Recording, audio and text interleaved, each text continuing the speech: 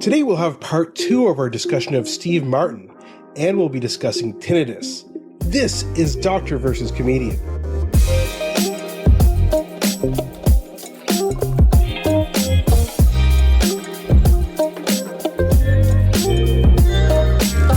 I'm Dr. Asif Doja, and this is the Doctor of Laughs. Not a real doctor. Ali Hassan. Every episode I pick a topic for Ali from comedy and entertainment, and I question him about it. Then Ali picks a topic from medicine and health and grills me on that topic.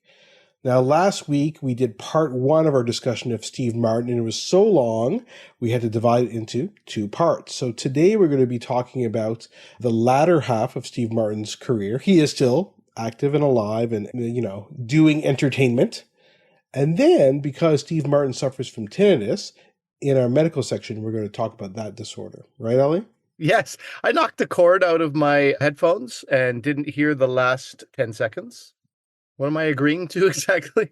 What was your last words? We are going to be talking about Steve Martin and tinnitus is basically that. I think we should just get started here, guys.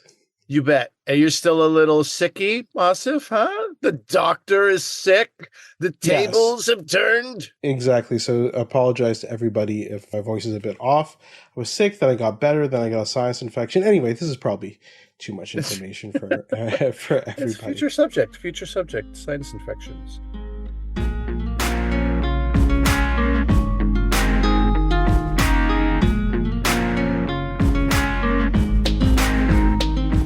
Yeah, Steve Martin, partly because of the work he's done in his life, that this has been a double episode, but also I think Gossip and I are both pretty fascinated by this guy. Mm-hmm. He really is an impressive figure.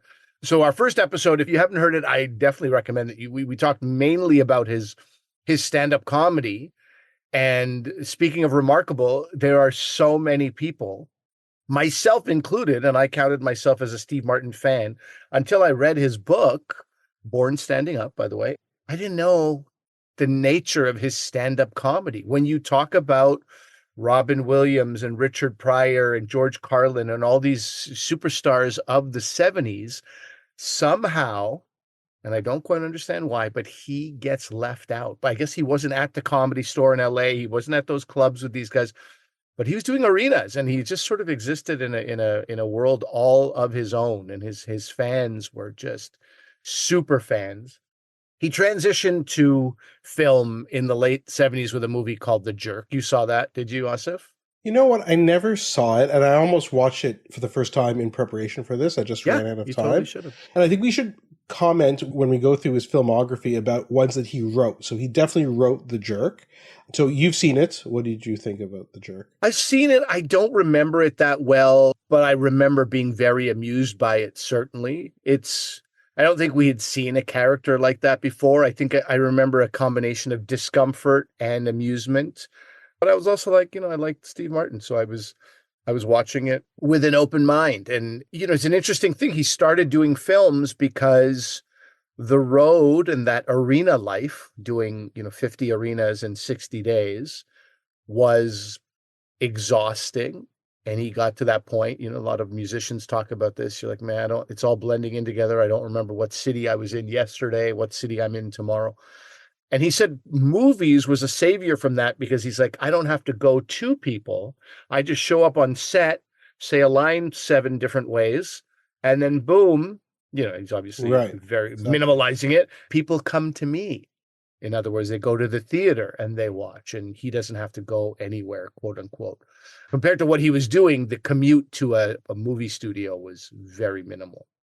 I think we'll do with his movies is I'll just list a couple of movies from different periods, and you could talk about whichever ones you want. So from the early 80s, after The Jerk, it was Pennies from Heaven. Very interesting. This was like a musical that he decided to do, a bit more serious. Sounds like it was a flop. I never saw it. I remember it coming out. He talks very openly about it being a flop, but everybody around him had sort of built it up to be this incredible thing. Everybody was waiting for it. It was going to be amazing. And yeah, it didn't land. So he took a big swing, didn't get that. And by the way, I'm going to take an aside right here. There is a book out, which they talk about a lot. It's called Number One is Walking. And this is Steve Martin's kind of as Ali said, he did an autobiography, which was Born Standing Up. This is kind of a biography of all his movies, but done as cartoons. He works with a New Yorker cartoonist, and they talk a lot about this. So it's like an illustrated memoir, basically. I didn't even know it existed, honestly, until I saw this documentary. I totally want to get this. It sounds like right up my alley. I think I'm going to really enjoy it. So I highly encourage people to check that out if they haven't read it already. Anyway, we'll go through some of these movies. So Pennies from Heaven, we talked about. Dead Men Don't Wear Plaid was 82. The Man with Two Brains. I don't even remember that one. I remember these coming out. I never saw them. The Lonely Guy.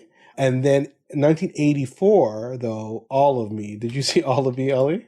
I did not see All of Me either. Oh my gosh, no. I can't believe you saw it. So All of Me is this, it's directed by Carl Reiner, and it's Steve Martin and Lily Tomlin. Again, Lily Tomlin, people maybe not remember. She was a huge comedian at this time, 70s and early 80s. And so it's a body switching comedy where it's a long story about what happens, but they basically transfer bodies. Anyway, you've seen it, Back and Bowl. Anyway, probably racist now, but it's definitely worth. I thought it was hilarious when I saw it. 85% on Rotten Tomatoes. It's quite a farce. I don't know if it holds up. Again, I saw it in the 80s. I think I even saw it in the movie theater somehow. I don't even know how that happened. Anyway, it was certainly fun back in the day. Maybe I should rewatch it to see. But you should rewatch it. I'm just looking at it, and the character of Guru Prakalasa. Yes. Was played by Richard Libertini. You know what I mean? When you watch it, you might be like, what's going on here?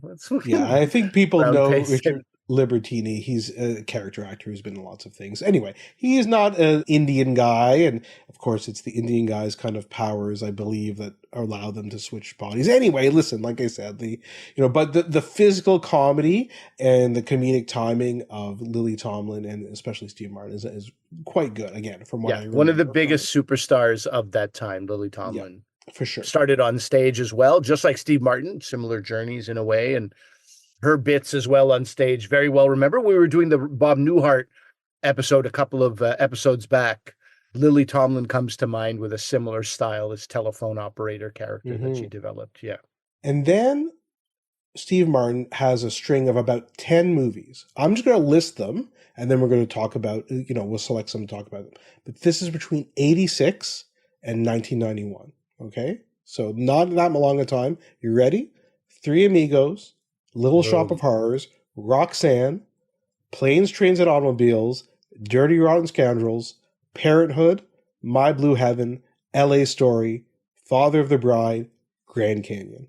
This is like amazing because in this, he does a whole bunch of different things. Obviously, Little Shop is musical, comedies, but then he does Grand Canyon, right? And My Blue Heaven, he's playing this like gangster, right? So it's an LA Story. Of the ones he wrote Three Amigos, Roxanne, LA Story out of those ones. So, Ali, what do you want to talk about? About Three Amigos. We got to start with that one, right? Got to start with Three Amigos. Nettie Niederlander, that was Martin Short's first time in film and his first time, I think, working with Steve Martin in that way, right? Because as we talked about with Martin Short, he only had one season on Saturday Night Live, but he did so much. We think it was 6 years he played. Right, exactly. Yeah.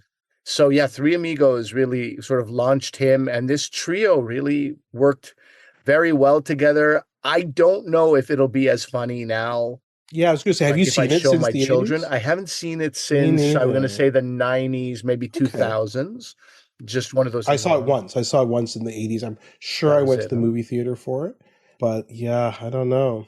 The reason I bring up, will it stand the test of time? I don't mean in terms of like inappropriateness. I just mean like, will it be as entertaining? We loved it because we knew these three amigos and they're together and it was amazing, right? And I also mention that because one of my favorite holiday movies, and we don't talk about it enough because we always bring up Die Hard or Love Actually or Planes, Trains, and Automobiles is very much a holiday movie. And I tried to show it to my daughters and they were so bored. And I was like, I'll kill you both, right? We have to turn off this movie before I throw you both out of the house. This is a fantastic movie, but they just didn't have that same connection with it. I'm willing to give it a try again in the house. I'll try to punish them again. One of my wife's favorite movies. She loves that movie, loves John Candy. You know what? That might help the kids if I tell them it's on. We should maybe watch it, all our families together. Kids, I could just picture our kids texting the words lame to each other in text messages while they're watching. We could talk about whichever other ones you want on that list that I got up to, but Father of the Bride was huge, a fun family comedy. But I think, like I said, the ones he wrote, Roxanne, where he's like, how can I make this Cyrano de Bergerac, modern? And that was great. But LA Story, I loved LA Story, man, when it came out. I thought it was just really, really well done. This idea of this guy kind of lonely in LA. The conceit was the signs, the LA road signs would kind of talk to him and give him messages, these automated signs. I don't know. I really enjoyed LA that. Story was a sweet movie. I will say the LA Story is 1991. I was more of a thinking human being by 1991. But 1986 was Roxanne. The Police had a song called Roxanne, which I loved. There was a girl named Roxanne in our high school, a complete badass. She was a great person. And I was already going in. I love the name Roxanne. This movie, I remember watching it really soon after it came out. I just remember feeling something very different. The earnestness and the sweetness and the kindness of this character. And of course, Daryl Hannah was so fantastic to be. It's just such an endearing person. You knew why somebody would be in love with Daryl Hannah's character. I remember that movie having such a profound effect on me. I just remember being like, wow, this is acting. This is something. This is something different. Like, this is not just a comedian doing things. And of course, I felt that again since Robin Williams. There's many comedians who can do such great work on film, but I really remember feeling like kind of emotional heartstrings being pulled. And I was like, I don't know what this feeling is, but this guy did something with his acting. That movie is very, very sweet. I mean, really, really well done. The acting is phenomenal. And even the guy who plays the meathead, I can't remember his name, the guy who, Cyrano de Bergerac, Steve Martin's character is speaking on behalf of this firefighter meathead. Even he was really good. He was a great meathead. He did a great, I don't know. I have to watch it again, but I remember that movie having a really profound effect on me. Yeah, no, it was great. And like I said, you look at the ones that he writes, there is this idea, and it comes out in the documentary about him being a lonely person, Look at Roxanne. He did a movie called The Lonely Guy. I mean, there is this idea of him being very alone for most of his life. He had various partners throughout the years, and he only really got married recently in the 90s to a New Yorker editor, actually, for the New Yorker, because he would write a lot of pieces for the New Yorker, and it was one of the editors that he worked with. And now he has a daughter with her. So it's very interesting. The other thing that's very interesting when you think about Steve Martin in his life is he had a very, let's say, difficult relationship with his father. And his father actually moved to California to become an actor. Like, that's what his wife and him wanted for their family. And he was a failed actor. And that's something that he never really, every time Steve Martin would get something, or say be in a big role or something, he'd be, yeah, well, you're not as good as this, or, oh, this, and yeah, you could tell that really affected Steve Martin. I don't think he would have said that years ago, but that's probably one of the reasons why he's so closed off and this idea of loneliness with him. He never really got that good relationship with his father. There's an interesting juxtaposition too with the loneliness, which they mention in the documentary, that he's also been the father of something like, I don't know what it was, 70 different children in Not 70, film? but 20 something on TV. Oh, I thought it was more because movies. of Cheaper by the Dozen and Parenthood alone was like 20. Yeah, exactly. But then he never had kids of his own until most recently. Yeah, exactly. So then he did Leap of Faith, A Simple Twist of Fate, Father of the Bride Part 2. He did The Spanish Prisoner in 1997. Did you ever see The Spanish Prisoner? I don't think I have. Great movie, written and directed by David Mamet. Great movie, and David Mamet, it's all about this kind of confidence scheme that's going on, these grifters. Very well done. I really enjoyed that movie when I saw it back in the day. And then he did a movie that Ali and I have talked about several times. Again, he wrote this, and he worked with Frank Oz. Again, we talked about Frank Oz on our Jim Henson episode. Frank Oz directed many, many movies with Steve Martin. They worked very closely together, and I think Frank Oz has a very good handle on Steve Martin as an actor and as a person. They seem to have a very good relationship. But basically, Bowfinger came out in 1999, and the idea is that Steve Martin plays Bowfinger, who's trying to direct a movie, but he doesn't have any money. So he tries to film in secret this movie star, and that's the premise of it. It's so much fun. It's great. Steve Martin, Eddie Murphy. I don't know if it gets as much credit as it probably should for being such a funny movie. Yeah. Yeah, that was great. It's interesting. I had no idea that it was directed by Frank Oz. How would I have ever known that? Frank Oz lived in the shadows, right? When I was a kid. But yeah, looking at, Terrence Stamp and Heather Graham, it's like all these people. I have to watch this again. It's very, very clear that I remember enjoying it. But I think as an adult and somebody who's interested in acting, and this is really about, producing his first movie and doing like method acting and this kind of stuff, it's I'm sure I'll enjoy it. Now, he then did, as Ollie mentioned, Cheaper by the Dozen. He did Shop Girl, which I don't think I ever saw. He also wrote that. That was based on one of his novellas, but I don't think I ever saw Shop Girl. Claire Danes is in that, I believe. Then he did the Pink Panther movies. He did Pink Panther 1 and 2, playing Inspector Clouseau. A bit of a big deal, trying to take over such a legendary role. I never saw those because he was kind of going into a bit more of the family stuff. So I never saw. Did you see those, Ollie? I saw the first one. It was good. Peter Sellers, those are big shoes to fill. Those are very big shoes to fill, and it's tough to not make that comparison. If you watched the UK Office, the first time you watched the American Office, that feeling you had, and it took like 5 episodes for you to be, okay, fine, this is its own thing. I feel like that was my feeling with the Pink Panther. I'm like, okay, Clouseau, there's only one Clouseau. And, by the end of the movie, you're like, okay, fine, you did a good job. But it just takes so long for somebody like me who's just associated one person with that role and played so brilliantly. But I don't know, it speaks to Steve Martin's own, confidence in himself. He probably did it as an ode to Peter Sellers as well. I'm sure he recognized Peter Sellers' genius, and just the fact that you'd do that, you'd want to do that. That's good for him. Yeah. If you have no Peter Sellers in your brain, you should definitely watch it. Let me just say that. Yeah, exactly. So the other thing he did, which I think a lot of people don't know, is he's also written lots of plays. Like we talked about, he writes a lot. He writes a lot of New Yorker articles, but he wrote a play. I don't know if you've ever seen this one. I saw it years ago, maybe like 20 years ago or more. Picasso at the Lapin Agile, which is a play that he wrote in 1993. I think I saw it produced probably in the late 90s. And it features Albert Einstein and Pablo Picasso meeting at a bar, which is called the Lapin Agile, in Paris, and their conversation that kind of occurs. It's really well done. It's smart. It's funny. There's an appearance by a certain musical celebrity at the very end of the play. Did you ever see it, Ollie? No, I didn't. I feel like you can spoil who the musician is. Elvis and like a spaceship that occurs at the very end. But anyway, okay. It's a lot of fun. You can do a spoiler of a play from 1993. There's not really any way that, you know what I mean?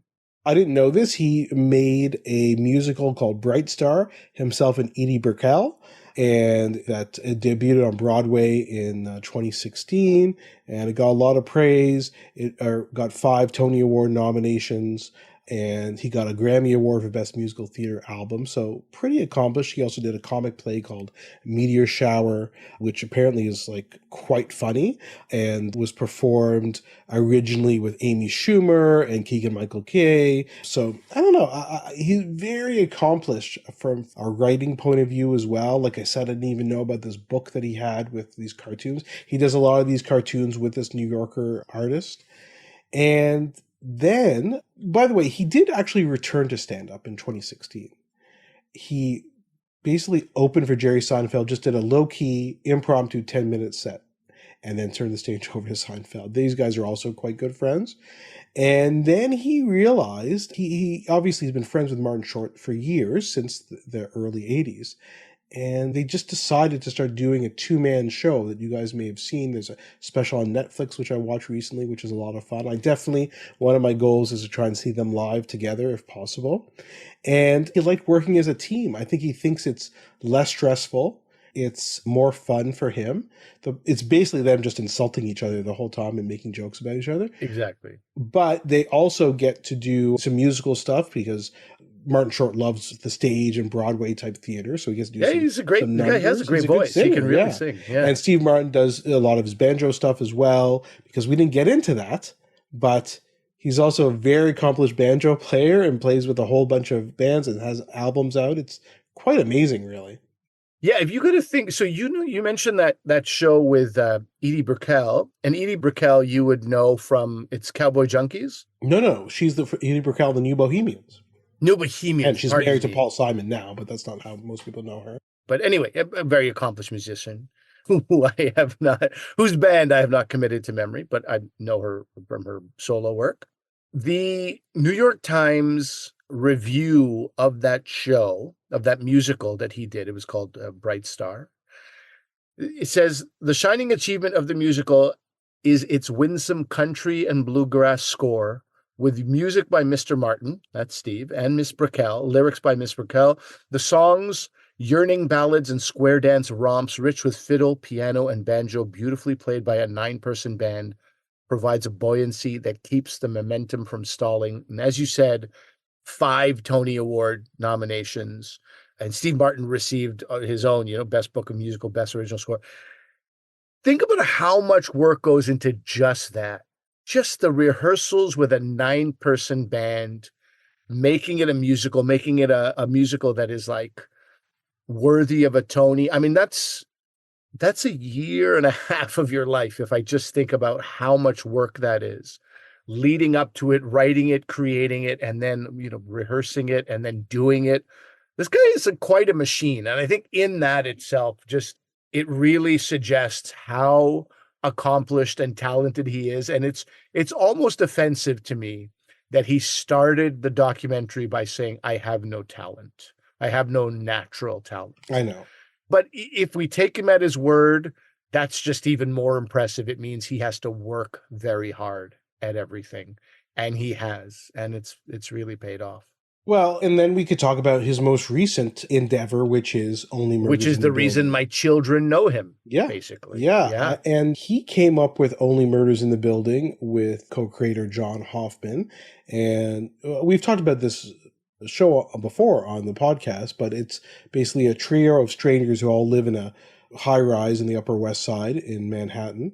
So Steve Martin, Martin Short, and Selena Gomez, and basically investigating a murder in their building. And of course, as subsequent episodes, when more murder or subsequent seasons, more murders happen.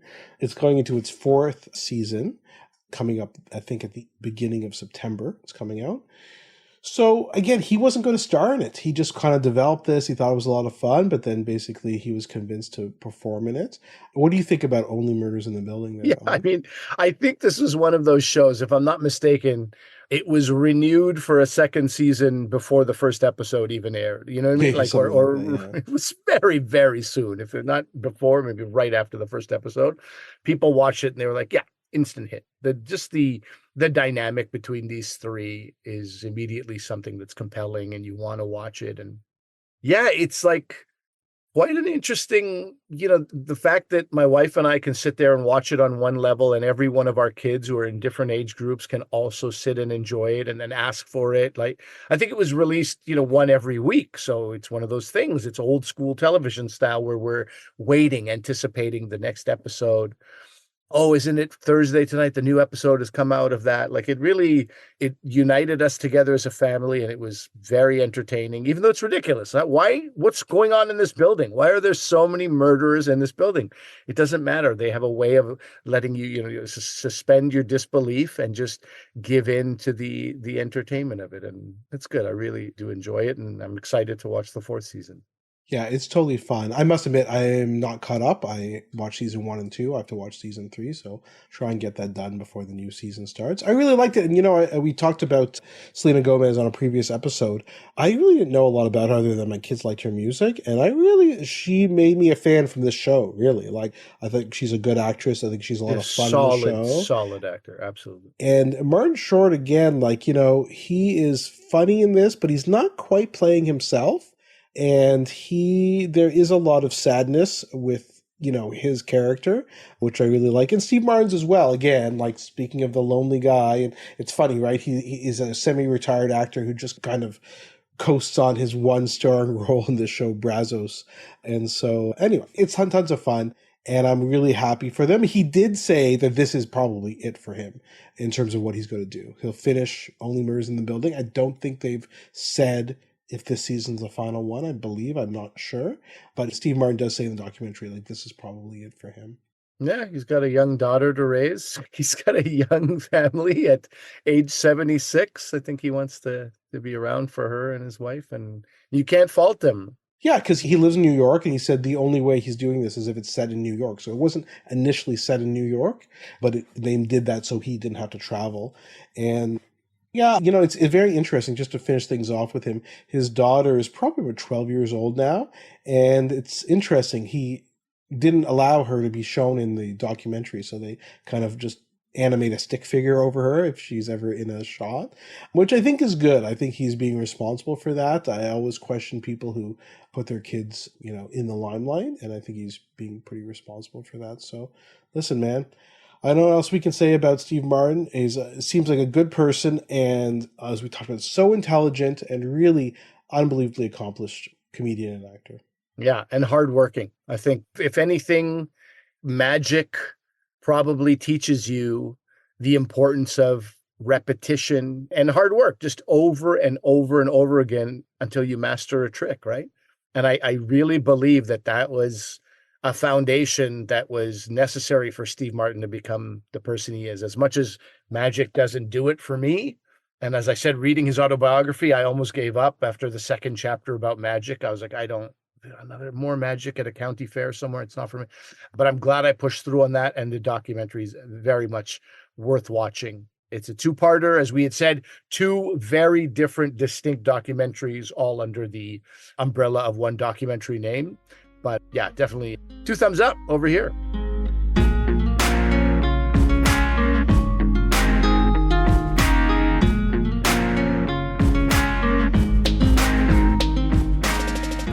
Now, to add to the impressive things about Steve Martin, he does everything he does, all of it that requires, quite an ear, whether it's music or listening on set or on stage or whatever you're doing. It requires him to be very in tune with his surroundings. And he does it all with tinnitus, also known as tinnitus. Right? Yeah. In medicine, we usually say tinnitus. Again, there's 2 reasons I know what tinnitus is. One, my aunt had it, and then my mother had it. So I always wonder, does it run in the family? My mother's cousin, and then my mom in their later years, my aunt a little earlier. So I had a cursory understanding of what it was as my mother described it to me. And then Joe List is a terrific comedian who talks about tinnitus. He has it as well. And he has this joke. He goes to the doctor, and the doctor says, all right, I'm going to test your hearing. And Joe's like, no, my hearing is great. I hear everything plus ringing. I have this superpower hearing. If you think about it, I'm hearing things that aren't even in the room. My hearing's fantastic. And the doctor goes, okay, let me just take a look at your ears and make sure it's nothing obvious. Which then Joe List is like, what, did you think you were going to find an alarm clock in there? What is not obvious inside my ear? So he says it's nothing obvious. And then he goes, maybe it's your overbite. That's it. No science. He just picked something that I'm self-conscious about, and he presented me with that. It's a very funny bit that also suggests how little we know about tinnitus. We don't even know what the proper pronunciation is. That's the first thing. And the second thing is, of course, I will tell people before you have a chance to tell people, Asif, we don't know enough about why it's happening. But Steve Martin has had it since 1986, since the 3 Amigos. He attributed to it, or it's been attributed to filming this pistol shooting scene in 3 Amigos.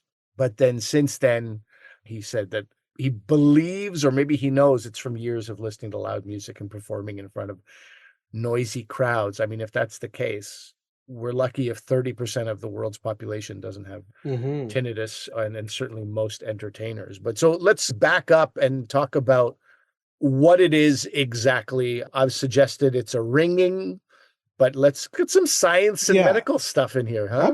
Okay. Yeah. So it's the perception of sound heard in the ears. That's what it is. So it's commonly ringing, but it doesn't have to be. And in fact, it comes from the Latin word tinnier, which means to ring. So it's commonly a ringing, but it doesn't have to be. I'll give you some examples in a second.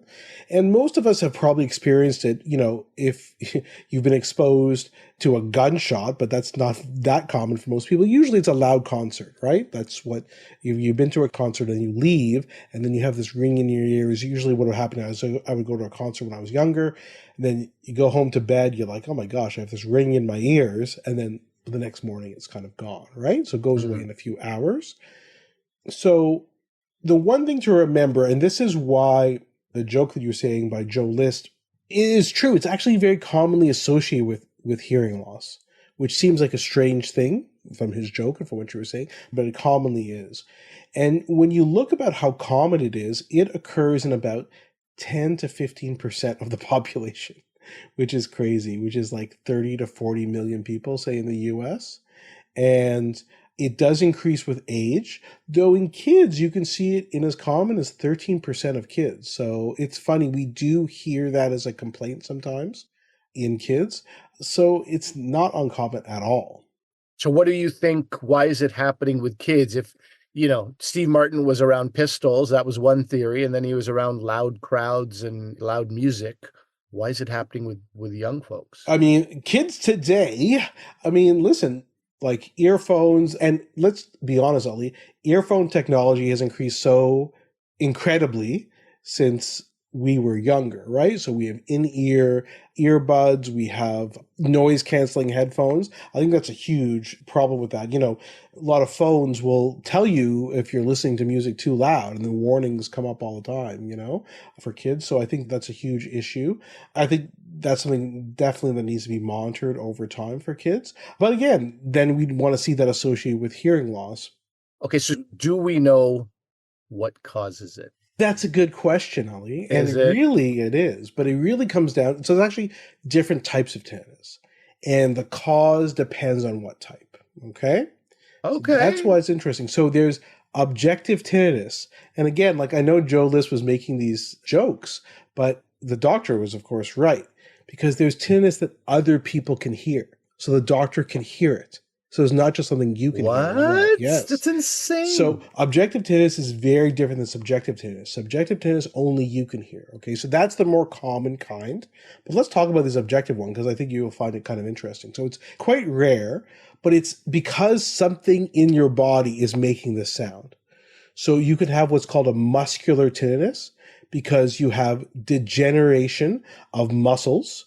Often occurs in people with ALS. And again, we have a whole episode on ALS you guys can listen to because you have muscles in your ear and they can deteriorate and you can get a repetitive flutter or what we call myoclonus. Myoclonus is a little jerk-like movement of a muscle.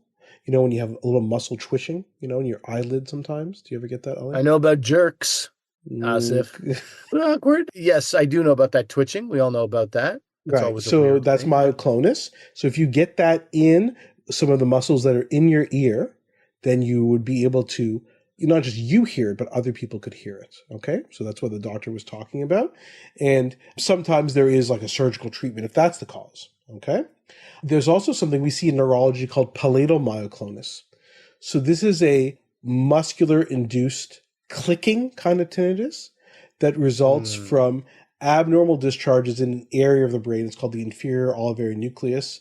You don't have to worry about exactly what that is, but that causes this discharges in your palate, okay, the back part of your mouth. And it could be do a lot of things like a stroke or multiple sclerosis. And sometimes you could see that as well. And then, so you will hear it clicking as the patient. And then when we examine their mouth, we'd see their palate kind of moving up and down involuntarily. And that will be causing that. So that's another kind of, sometimes you can actually inject Botox into that area to help relieve that. And the last type of objective tinnitus is you can have an abnormality of your carotid artery. And so you can basically, the artery takes a tortuous kind of route and it creates some turbulent flow. And this turbulent flow can actually be heard with each heartbeat. And that's what people are hearing in their head.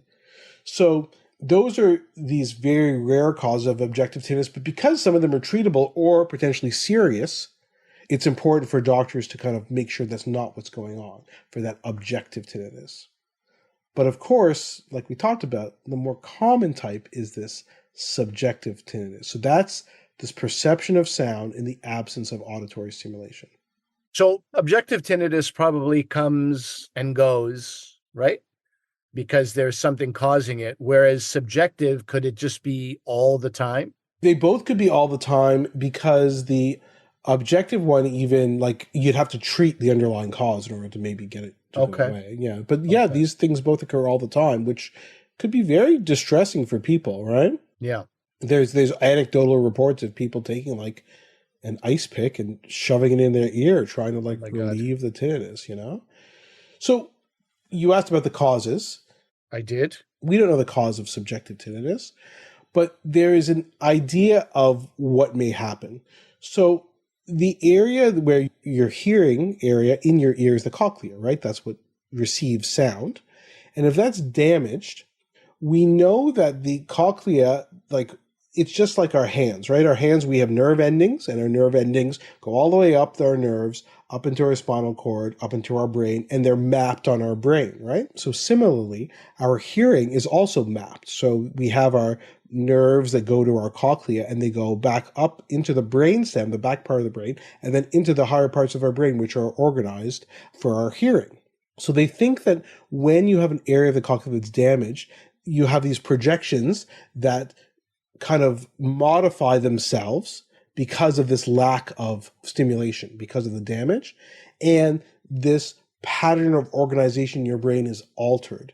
And then you also get a loss of what's called central inhibition. So you have areas of the cortex that are active, your feedback mechanisms are kind of out of whack because of this damage. And then you end up starting to hear sounds that aren't really there. So that's kind of the theory about what's going on. Theory, eh? Mm-hmm. Now, we know, like I said, it's very commonly due to hearing loss. So you want to look at hearing loss. Other causes, so what else could cause this damage? So what they're saying is hearing loss, again, you've heard loud sounds or something like that, then you've damaged your hearing. Okay, so then you're getting tinnitus as a result of that. Or there's some drugs that can cause either hearing loss or tinnitus. So some of the ones you may have heard of, aspirin and other non-steroidal anti-inflammatory drugs. Diuretics, these are things we use for people to, like, you know, make them pee more, to get fluid off them, like furosemide, and that can do it. There's some chemotherapeutic agents that can do it. And you may have heard about, we can do a separate episode on this, you may have heard about people who have Meniere's disease. Have you ever heard? Yeah, our friend Vikram had it, yeah. Yeah. So this is where you'd have attacks of dizziness and hearing loss and tinnitus all together. And sometimes, even in between, you could still have some of these other symptoms in between attacks. So that's another thing that people would look at. The other thing, it's not really a cause, but like there is an association between tinnitus and anxiety and depression, right? So in one study, 26% of adults with tinnitus reported anxiety problems. And in another study, 25% of people with tinnitus reported depression. And the issue with that is, of course, what's the chicken and what's the egg, right? Are you anxious because you have tinnitus, or is the tinnitus causing anxiety, or similarly to depression, right? Like it becomes a bit hard to know. Interesting, Ali. There's one survey from 2011 that's found that regular marijuana use may be linked to prevalent tinnitus. Okay. Again, it is hard to know, because why are you using marijuana? Is it because you're anxious or depressed? And, right, you know, so what is causing what here? But just because it's correlated doesn't mean it's causing, but it's an interesting finding. So I'm very embarrassed here. This is a very bad husband moment. But while we were talking, I was like, wait a minute, my wife has this. And so I just texted her. I said, do you have tinnitus? She said, it's not doctor diagnosed. He gave me a sinus spray that didn't work, and then I never went back for it. But the ringing is always there. Oh my gosh. I know. She doesn't talk about it. She's not really a complainer, and I'm a terrible husband. So not only did my mother and my aunt have it, my wife has something similar anyway. Yeah. So she says the summers are good because the buzzing of the cicadas overrides the ringing in her ears. I don't know if that's a solution. That's not a life worth living, but anyway, terrible. Okay. Let's talk about how it's diagnosed then, basically, because This is a good segue that my wife inadvertently created, that she went in and got a sinus spray. That's what was Yeah. that's what was offered to her. Yeah, I mean, I guess you could try that. I think the key is you'll see your doctor. They'll look for other causes, see if there's objective tinnitus, right? So they examine your head, neck, torso, look for anything that could be the origin of the tinnitus. You can get hearing testing, and that's probably recommended in most people because most people are aware of the tinnitus and they're not aware of the hearing loss. So that might be a suggestion for your wife is to get a hearing test. A lot of people don't want to have to go for a hearing test, or they think that's associated with getting older. And of course, what do you do if you have hearing loss? We'll talk about that in a second. Usually, you don't need to do any imaging or anything like that, MRI, unless you have the objective tinnitus, or sometimes if you have a pulsatile tinnitus, which pulsatile would mean it's like like related to your heartbeat, then it could be something with a vascular problem. So then your doctor may want to do that. So what is the treatment or maybe management of it? What options do you have? Yeah, so it's tough. It's very difficult. And so there's a whole kind of philosophy around tinnitus. Some people think it's more of a chronic disease, which it is, or maybe even a psychological disease that should be managed, and maybe cure is not quite possible. But you really have to help people cope with it. So what a lot of doctors say is you shouldn't say, too bad, you just have to live with it, right? Because what about depression? What about anxiety? All these things that can be associated with it. So that's maybe not the best way to do it. But it's very important to know that there's nothing that cures tinnitus unless you happen to have those rare objective tinnitus signs. And the American Academy of Otolaryngology, which is the ear, nose, and throat doctors, have released some guidelines. So they say, what should you do first? Stress reduction. Stress doesn't cause tinnitus, but it can make it worse. You can imagine, and you can get into a vicious cycle of that. Cognitive therapy is also important. So for example, some people liken it to itching, right? And, if you keep scratching an itch, you're just going to make things worse and worse and worse. So they'll use some examples like that. Sometimes they find hearing aids do help people if they do have hearing loss. You can also get devices that create a masking noise. And some of them look like, from my understanding, they look like hearing aids. And you put them in your ear and they kind of make a masking noise. And that kind of takes attention away from the tinnitus. Okay, so this is like what the cicadas are doing for my wife. They're creating another noise that takes away. These are awful solutions, by the way. This is the old school, my knee hurts, then don't touch your knee. Or here, let me bang your ankle, then your ankle will hurt and you won't think about your knee. This is real Flintstone stuff here. But anyway, that's where we're at, I guess. Well, I mean, there's things that have been tried. There's things like magnesium or N-acetylcysteine, and they've been tried, but it's very difficult to know if they work. The melatonin has also been talked about, but it's so hard to know because it's a subjective thing, whether it's a placebo effect, whether these really work. There are some studies that look doing a brain stimulation or even a magnetic stimulation to the brain. The science is still a bit out there, but there are some retraining kind of programs. So there's tinnitus retraining, which can be done with an audiologist specialist, and they help you to adapt to hearing the tinnitus.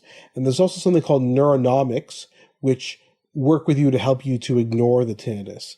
So the other thing is some doctors have used medicines like Ativan or Xanax to treat tinnitus because they're well, if it's related to anxiety, those medicines help anxiety. But we've talked about these medicines before. Medicines like benzodiazepines can have an addictive kind of potential. So you kind of want to avoid that. So you might want to prescribe people an antidepressant if they have a lot of anxiety or depression and not a benzodiazepine. What we talked about before on the podcast, like SSRIs, those might make a bit more sense. I'll say that this doesn't all sound super impressive. I mean, if you have tinnitus, I guess any small relief is welcome, I suppose. But, in a world where we're looking for solutions, these are half solutions. This masking thing, do people use that a fair amount? Yeah, those masking devices. Yeah, I mean, there are a couple limitations, right? You don't want to use it in someone who has a hearing loss, right? Because if you do that, then it's just going to create more white noise and probably interfere with your hearing even more, right? So I think, first of all, that's one thing to remember. you should go get checked if you have tinnitus. Make sure you don't have hearing loss, because maybe wearing a hearing aid would help the tinnitus. Okay, that's one thing. Second thing is behavioral therapy, which you can look into. And then the third thing, like we talked about, is the masking. So do people use the masking? Yeah, I mean, usually they say wear it during waking hours, but people who really like it will wear it 24 hours a day. But if you look at patients who were referred for a masking device, 2/3 investigate the possibility, a third actually rent the device, and only a sixth wear the device for a significant period of time and find it helpful. So, why is that? Is it because the other, 5, 6 really just, it wasn't useful, or they're not that bothered by it? They don't want someone to see that they have something in their ear? I'm not sure. But I think it's worth trying. It's unfortunate there's not a lot of treatments, but like they said, it's something that, again, you don't want to tell people just to live with it, but if people can approach this more as a chronic condition or something that you have to give people tips on how to deal with over time, that's kind of the philosophy. Okay. You got to tell your wife that? I am. I mean, right now she's doing this self-prescribed cicada treatment, which seems to be working. Once those things die off, yeah, we'll see. But obviously, I think her going for a hearing test is the next step. My father was hard of hearing, her father's hard of hearing, and we grew up in homes where it's like, where's the rake? The cake, the rake, the flake. It's just like insane. And it's just not something we're looking forward to living with. So I think that's probably stopping her from going for a hearing test too. Probably stop me as well. But I think that has to be, you have to at least rule out the basics, right? That's the sinus spray didn't work. Yeah. Check. Nice Let's try. go with something else. Nice try.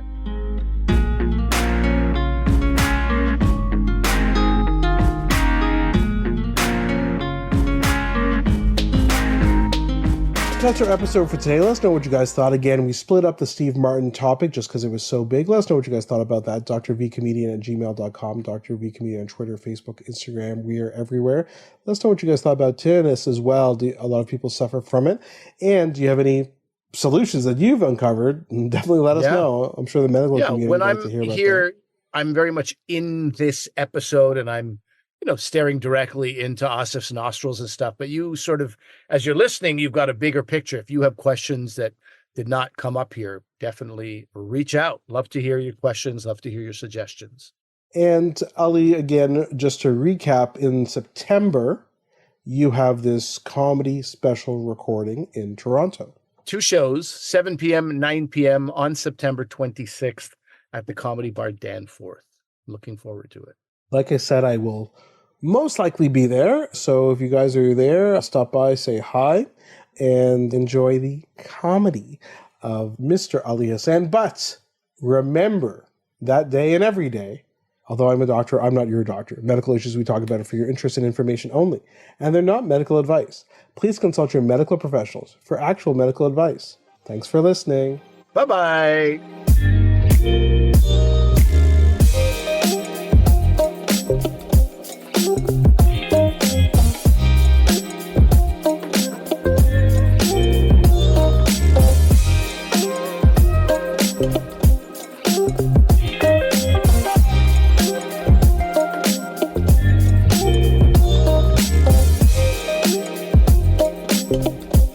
Thank you.